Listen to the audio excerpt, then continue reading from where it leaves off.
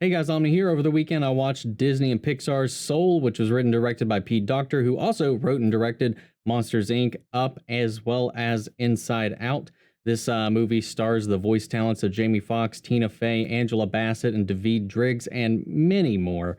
This movie was really heartwarming and charming to watch. You know, seeing the trailers for this, which we reacted to on the channel, if you want to go and check those out, definitely intrigued me and drew me in with this because Pixar always likes to tackle these deeper themes, these emotional themes, these existential themes that drive our souls. And it's even more fitting in this since that's what this is about.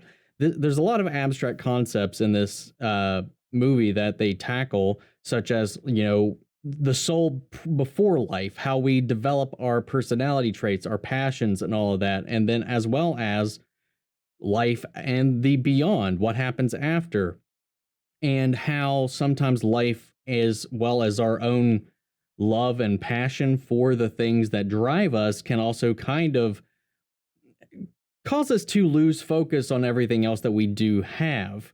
This movie is about appreciating life, appreciating the experience of it itself. And this movie follows Joe Gardner, who is voiced by Jamie Foxx. He is a band school teacher.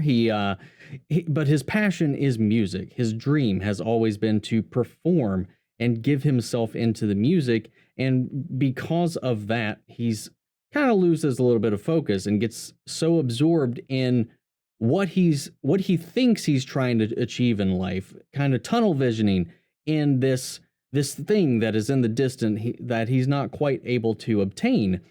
And thus, once he finally gets this message, this chance to perform live on stage with a well-known performer who was played by Angela Bassett, life kind of has a different plan in mind for him. And thus, the journey starts as we see in the trailers, and his soul is no longer in his body. And he's trying his best to get back to it so that he can get to that gig and make sure that his life means something, or at least his concept of meaning is added to it. And through this, he is in the afterlife, refuses to pass on, and runs into a new soul that has never been to Earth, who we know only as 22, who is played by Tina Fey. This is a soul that has never transitioned into life on Earth, as we see many billions of souls around them who are just going through the process, finding their passions, finding their personalities, and being transported down to Earth successfully to become new lives. 22 has been here, obviously, since currently in present day we're presenting souls down there in the billions. 22 has been there for a long time. She is literally the 22nd soul to ever be created and is still up there. She talks about all the different mentors and people that have tried to motivate her into going down to Earth. And it's really interesting and fun how they play with that whole concept. And it becomes this push and pull of them learning about life together, and which leads Joe down a path of rediscovering what it really means to live beyond just the things that you think you are meant to do. There's so much more to a person than the one thing you really kind of commit to. And his love and passion for music, and it grows and it expands, and they both grow together, and it's a really wholesome little journey. And things go awry. I won't go into any of the spoilers. There's a lot of fun in this movie. The animation in it, the style, as we expect with Pixar, is phenomenal. It's beautiful. Especially I love the art direction that they have for this abstract concepts of the afterlife, before life, the pre-life, and the entities that kind of govern. It's really interesting and intriguing and so fun to watch.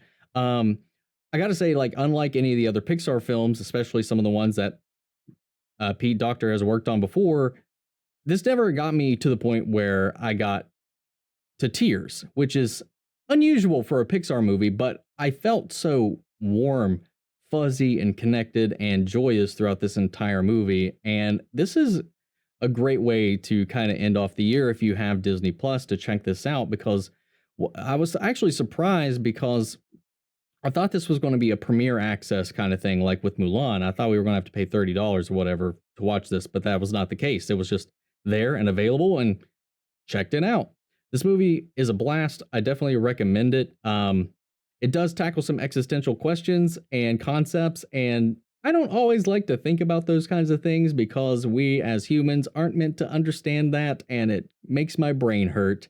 And yeah, but aside from that, I enjoyed this movie. I would love to watch it again. It's a lot of fun. The characters are great, well rounded. It's got a lot of interesting concepts. The art direction is beautiful. The animation is beautiful. And as always, Pixar has another win in my book. So that's my thoughts on this movie, guys. If you've seen it, let me know your thoughts down below. We'll carry on the conversation after the video. Thank you guys so much for tuning in, and I'll catch you guys next time. Take care, everybody.